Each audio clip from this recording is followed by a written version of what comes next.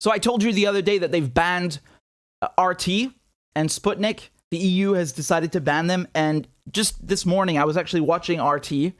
I want to see how they were reporting on it. This channel is not available in your country. So they've banned RT. They've banned it for good now. So they've taken the YouTube channel offline completely, all over Europe. So I tried, I asked people all over Europe, in the UK, Germany, to test it out. It's Poland as well. It doesn't work. Doesn't work. You cannot go to the channel anymore. It's just not there. And this is the message that you get. So Google owns YouTube. And this is the statement they put out on Twitter. They say, due to the ongoing war in Ukraine, we're blocking YouTube channels connected to RT and Sputnik across Europe, effective immediately. It'll take time for our systems to fully ramp up. Our teams continue to monitor the situation around the clock to take swift action. So once again, you see the big tech companies, Google, Facebook, and so on, uniting to implement the policies of the neoliberals, right? The neoliberals who embrace authoritarianism, who love the deep state, they love the intelligence agencies. I also saw RT going underground has been banned, so like really just taking all of the shows offline. All of them. And does this surprise any of you guys? Does this surprise you that you have the EU, fundamentally neoliberal institution, moving to ban media? Where's the free speech? They keep telling us the European Union is a democratic institution and all of its member states respect democracy. Where's the democracy? Like, why do they only want you to have the pro-NATO viewpoint? If you think the RT is really so bad, well, that's your personal opinion. That doesn't mean it shouldn't be accessible to other people. Like, they were showing, as I said, a program this morning about the Holocaust. You're telling me that that's something bad that people shouldn't see? What's wrong with that? They're also reporting about what's happening in Ukraine on the ground. Why are we not allowed to see that? Even if you want to be critical of RT, you could still look at that and criticize it without banning it. They're such hypocrites. They always want to say that other countries like Syria and Iran and Russia and North Korea, they're repressive regimes who put people who dissent in jail, who silence criticism. Well, you're doing it here too. Julian Assange is in prison, right? I'm covering his case. That guy is a true dissenter. Why is he in prison? Because he published documents they don't like in the West. And now they're banning RT because it's giving a viewpoint that they don't like. This is hypocrisy supreme. Look at the other companies as well. This is an article from The Hill. This is Warner Media have announced on Monday that they would not be releasing the Batman movie in Russia this weekend. Right? And they say in light of the humanitarian crisis, they're pausing the release of their feature film, and it won't be there. Netflix have said that they would not be running Russian-affiliated media channels on their platform. Again, they say, given the current situation, we have no plans to add these channels to our service. And Disney, they said that all releases in Russia will be halted due to the country's attack on Ukraine. YouTube, as I said, they've removed RT and Sputnik in Europe. Facebook is restricting the accounts of some Russian-backed media outlets in Europe. Right? They say we've received requests from a number of governments and the EU to take further steps in relation to Russia's state-controlled media. Given the exceptional nature of the current situation, we will be restricting access to RT and Sputnik across the EU this time. Twitter said it would be labeling links to Russian state media outlets, as thousands of tweets since the conflict began have cited Russian media. They say since the invasion, we've seen more than 45,000 tweets a day sharing links to Russian state-affiliated media outlets. What the fuck does that even mean? Of course, Russia is going to have a surge in articles about a conflict that Russia is in. What kind of stupid logic is that? What is that logic? They're not even saying that it's disinformation like they usually claim. They're not even saying there's anything wrong with it. They're just saying it's Russian. By virtue of being Russian, it has to be banned. That's it. That's the only qualifier here. That's it. It's Russian and state affiliated. Yeah, okay, but you're going to come here and tell me RT is more state affiliated than Western media? Come on. I'm not even going to entertain this childish nonsense. Press TV, Sputnik, CGTN, Telesur, you pick any so-called state-backed media which they try to smear in the West, and I bet you, and I guarantee you, anything you like, they do more correct journalism than these warmonger bastards on CNN and the Washington Post and the New York Times, who have really they mobilize the entire propaganda machine to sell wars that kill millions, that make millions refugees over and over and over and over again. They're doing it even right now. Who's paying the price? It's Ukraine. Why is Ukraine paying the price? Because of NATO expansion. And they won't even mention that word on the television. How often do you even hear about NATO expansion? They make it all about Putin being evil. Okay, spare me your cartoon, your cartoonishly evil theatrics. Why don't you address the geopolitical situation? Russia's a country. It's a country with people living in it. It has a defense ministry. It has a cabinet with people who address national security. What are they saying? What is their viewpoint? Will you even explain their viewpoint and then criticize it maybe, but at least tell us what it is? No, it's just, it's Russia. They're evil. Of course, it's Putin. He's evil. Some liquor stores in Canada and the US have said they will not be selling Russian alcohol in solidarity with Ukraine, right? So I've seen people online pouring out bottles of Stolichnaya vodka and other, alcoholic beverages coming from Russia. They're boycotting Russia and Russian things. I would love to see their response if you did that with Israeli goods, which is, again, boycott, divestment, sanctions, right? Do you see the reaction? Like they have moved in the US to ban BDS, which is, again, nonviolent protest against Israel and a boycott of Israeli products.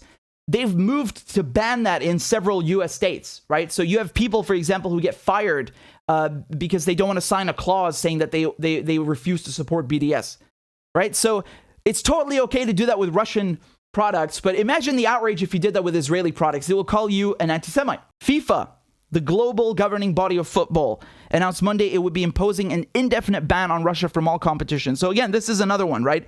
They have said that... so Poland has boycotted facing Russia in a qualifying match for the World Cup. And also, I believe that they will move...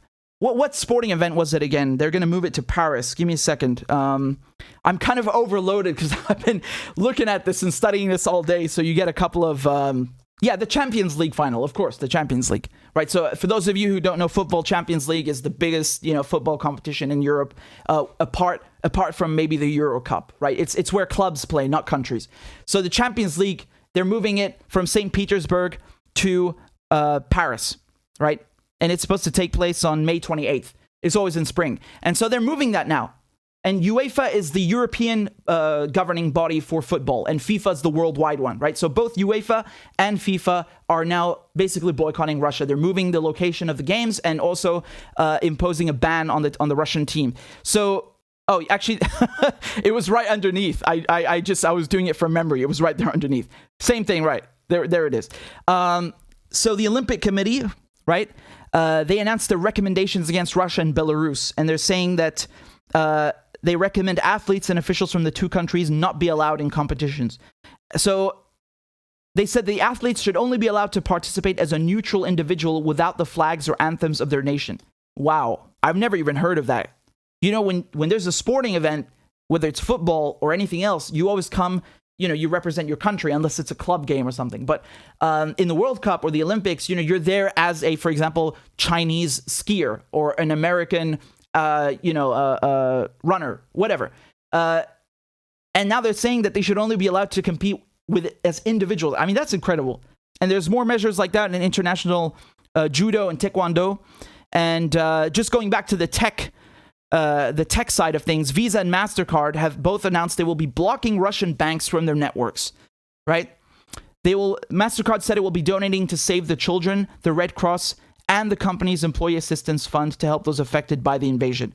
I was expecting them to take the money from Russians, from assets they've frozen or something like that. But yeah, there you go. So you're seeing all of these various... BP and Shell. This is another big one. I was going to mention it when I was speaking to Pepe earlier. But you know how they've now basically killed Nord Stream 2? The company that makes Nord Stream, all the employees were fired this morning. And the company's declaring bankruptcy. It's actually owned by Gazprom, which is the Russian gas company, but it's based in Switzerland, and it's called Nord Stream AG. And so, in terms of oil and gas, BP has decided to sell all of its shares, so it's 20% stake in this Russian oil company, Rosneft, and they actually have to pay a huge fine for it. They have to pay a couple billion for doing that, but they've done it anyway, right? And Shell has said that it'll be ending all joint ventures with Russia majority state-owned oil company Gazprom, which I just mentioned to you, right? They said that Shell said its 27.5% stake in Sakhalin 2, the liquefied natural gas facility, and its 50% stake in Salem Petroleum Development will be withdrawn. So again, I'm just showing you the various boycotts that are taking place now against Russia. So I've already talked about the financial ones, the SWIFT targeting the Russian central bank, obviously the political boycotts, not letting Russian planes fly over European airspace. But this is really it's really a concerted effort. And once again, I would ask you one very, very simple question.